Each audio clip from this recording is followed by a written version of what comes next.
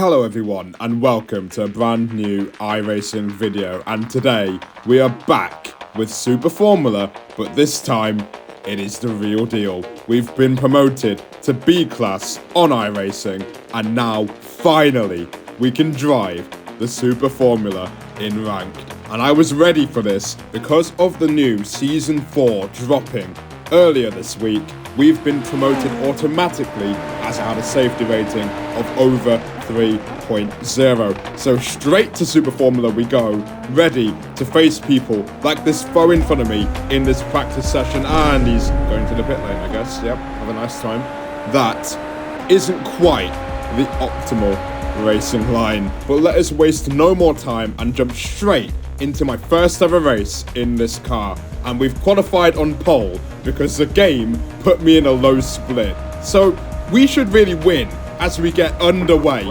We are the driver with the most I rating in this lobby, but that start was not good at all. That was my first ever race start in the Super Formula, and it was shocking. And now I'm no better than Lando Norris. I could not keep the lead before turn 1, but it's okay because at the end of lap 1, we turn on the overtake, we get in the slipstream and retake the lead with no problems. Russo will tuck in behind me, and I was pretty certain that we'd have a big battle for the lead, but I never looked back after taking the lead. I had a 5-second gap at one point, but on the final lap, I decided to turn into a fraud and drive off the track so many times, but it didn't matter. We come through to win our first ever race in the Super Formula.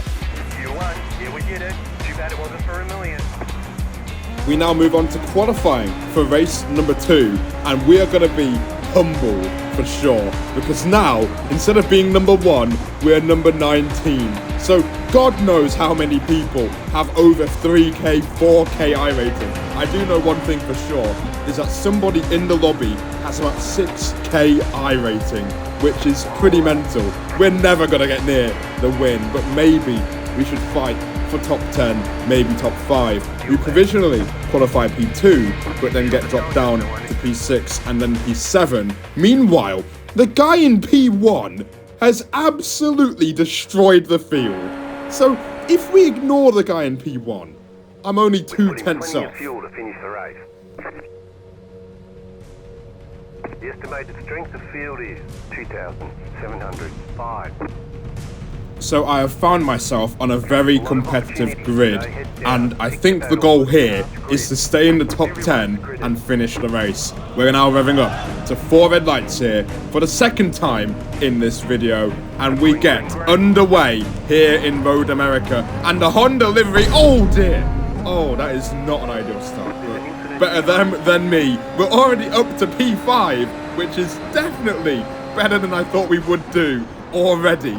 Through turn 1, we have no challenges ahead or behind, and now we need to try and keep up with the cars in front. But before we do that, we have to defend our position as Rasmussen will try round the outside. No, not Frederick, but Matthias Rasmussen will go on the outside. We leave him the room through the corner, and now through this left-hander, we have the advantage on the inside line, and we do keep our P5. However, I'm starting to get a little bit of deja vu. We're already a second behind as we get round this long right-hander. Let us rewind a little bit. Hold on, this reminds me of something.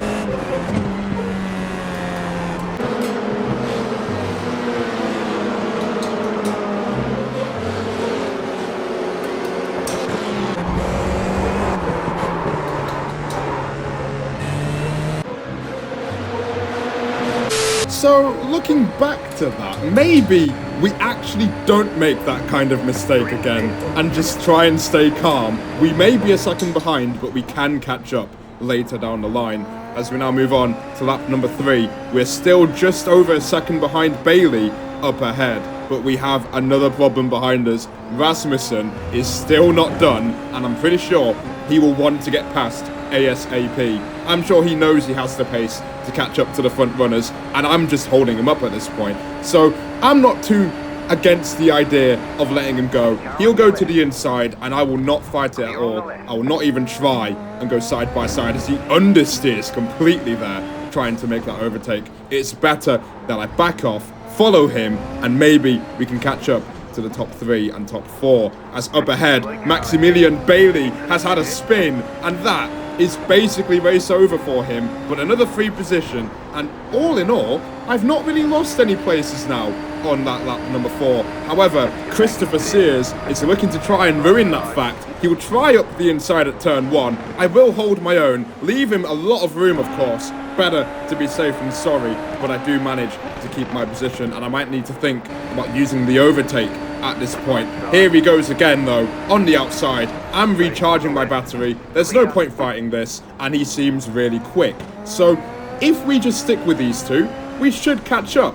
So we'll sit behind for now, and surely Sears is going to keep pushing on to try and catch up to Rasmussen. Oh, how wrong I was. He seems more occupied with the idea of defending the position. So you know what? Maybe I just have to re-overtake him and try and keep up with Rasmussen. We're going to go down the inside at turn number 1. And this is us fighting each other instead of catching up to the cars in front, which will cost me dear. And a lap later, Sears will go back through. So I'm now beginning to realise that I'm stuck with this guy. We're never going to catch Rasmussen now, so the priority is to try and get that P5. Here we go again now, lap number 7, and look at how much this man is weaving. You can tell that he's not focused on catching up to P4, so I'm going to have to wave that goodbye and focus on the car in front. However, at this stage, I'm not even thinking about attacking. I want to save my overtake for the final few laps. So I'm not really sure why he's weaving. I'm not even going to try and go for the overtake as we move on to lap number 8 now.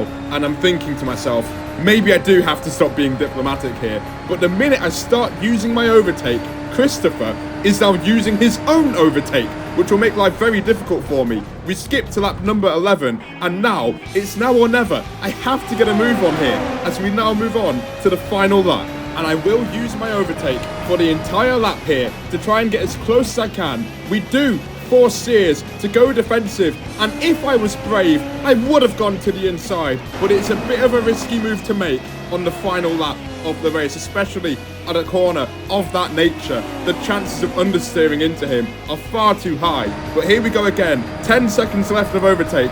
Is it going to be the overtake that I'm looking for on the final lap? I'll have a look to the inside, but Sears is not even fazed by it, and that is probably game over. He's now using his own overtake, as I have run out of overtake on this final lap. So look at that, we're literally 4 tenths behind this guy going through the final corner, but we're not going to be able to break him down.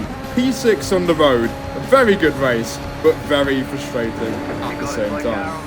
Go left. There's the flag, it's over. Great job, you did really well. So there we go, race over, and in all, it wasn't that bad.